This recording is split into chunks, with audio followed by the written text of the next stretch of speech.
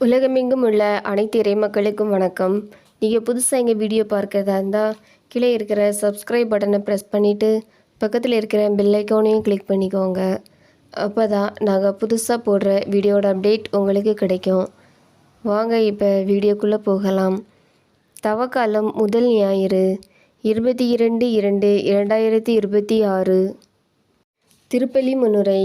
இறையேசுவில் இனியவர்களே, இன்று தாய் திரு அவையானது தவக்கால முதல் ஞாயிறை சிறப்பித்து கொண்டிருக்கிறது. இன்றைய நாள் முதல் பெற்றோரின் கீழ்ப்படியாமையால் இழந்த அருளை இறைமகன் இயேசு தம் கீழ்ப்படிதலால் மீட்டு நமக்கு வாழ்வு தந்தார் என்று கூறுகிறது. இயேசு இறைமகனாயிருந்தும் அலகையால் சோதிக்கப்பட்டார், அதில் வெற்றியும் பெற்றார். ஒவ்வொருவரும் தம் சொந்த தீய நாட்டத்தினாலே சோதிக்கப்படுகின்றனர் என்று தூய யாக்கோபு கூறுகின்றார். சோதனைகளை வெல்ல கடவுளின் வார்த்தையை தூய ஆவி அருளும் போர் வாளாக எடுத்துக்கொள்ள வேண்டும் என்கிறார் தூய பவுலடியார். தூய ஆவியாரே நமக்கு சோதனைகளை வெல்ல ஊக்கம் தந்து துணை நிற்கிறார்.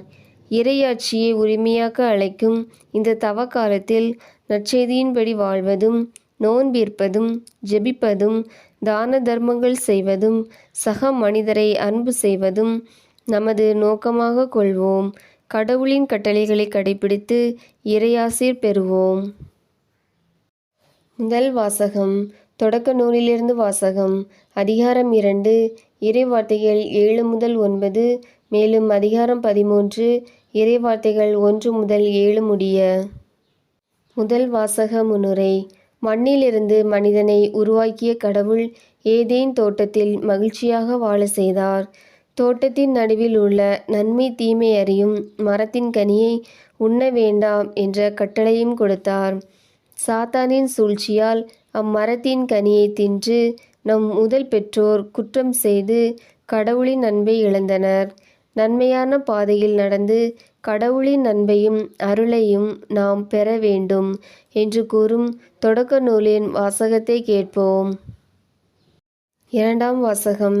திருத்தூதர் பவுல் ரோமையருக்கு எழுதிய திருமுகத்திலிருந்து வாசகம்.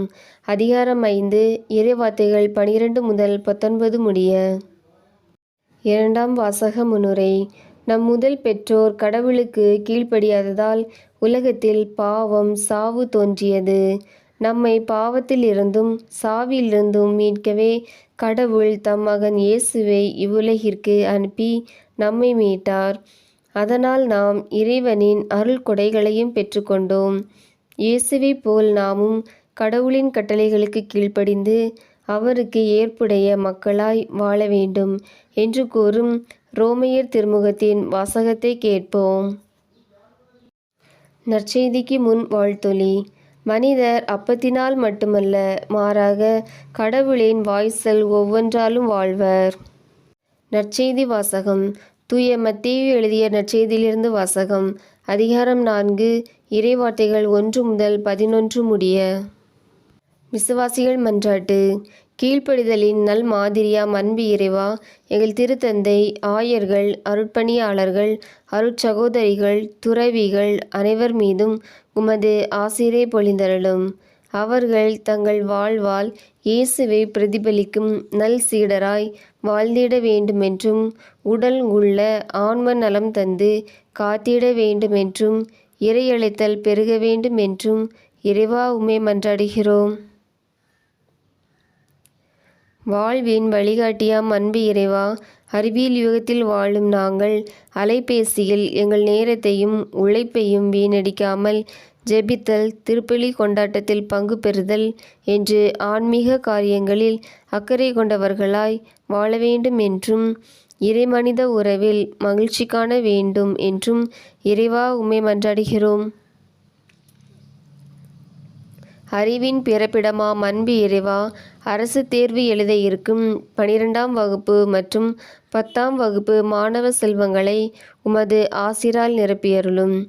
அவர்கள் வினாத்தாளில் கேட்கப்படும் கேள்விகளுக்கு கவனமுடன் சரியான விடையை தேர்வு செய்து எழுத வேண்டுமென்றும், நல்ல நினைவாற்றலையும் நல்ல உடல் நலத்தையும் தந்திட வேண்டுமென்று இறைவா உம்மை மன்றாடுகிறோம். கருணையின் தெய்வமே அன்பு இறைவா, நோயாளிகள், முதியோர், கைவிடப்பட்டோர், மாற்றுத்திறனாளிகள் அனைவருக்கும் நல்ல உடல் நலமும் நல்ல பாதுகாப்பும் வளர்ச்சியும் மகிழ்ச்சியும் தந்து காத்திட வேண்டுமென்று இறைவா உம்மை மன்றாடுகிறோம். குடும்பங்களை வளப்படுத்தும் அன்பு இறைவா, எங்கள் குடும்ப உறுப்பினர்கள் ஒவ்வொருவரும் ஒருவரை ஒருவர் அன்பு செய்து வாழ வேண்டும் என்றும், அனைவருக்கும் நற்சுகமும், குடும்ப தலைவர்கள் இளைஞர்களுக்கு நல்ல வேலை வாய்ப்பும், வறுமையில் வாடுவோர்க்கு நல்வளமும், குழந்தையில்லா தம்பதியினருக்கு குழந்தை செல்வத்தையும், திருமணத்திற்காக காத்திருக்கும் இளையோருக்கு திருமண வரத்தையும் தந்திட வேண்டுமென்று இறைவா உம்மை மன்றாடுகிறோம். ஆமேன். உங்களுக்கு எங்கள் வீடியோ பிடிச்சிருந்துன்னா லைக் பண்ணுங்கள், கமெண்ட்ஸ் பண்ணுங்கள், உங்கள் உறவினர்களுக்கும் நண்பர்களுக்கும் ஷேர் பண்ணுங்கள். நன்றி.